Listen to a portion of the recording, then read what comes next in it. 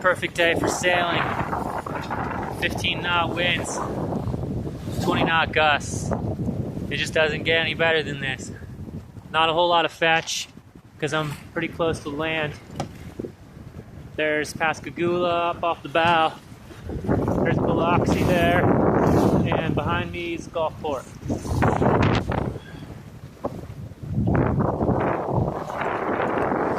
It's December 7th, about 10 o'clock a.m. It's about 30 degrees.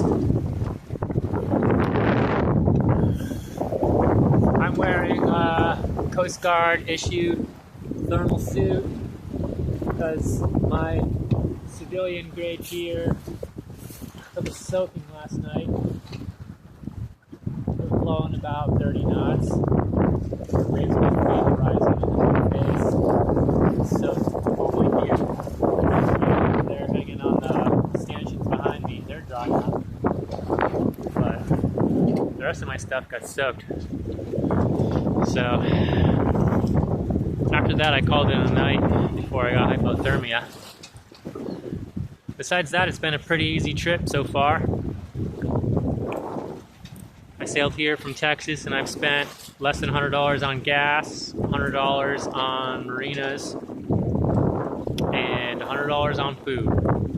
And I have enough food for another 2 weeks. So I'll be in Florida by Monday at this speed. Moving at about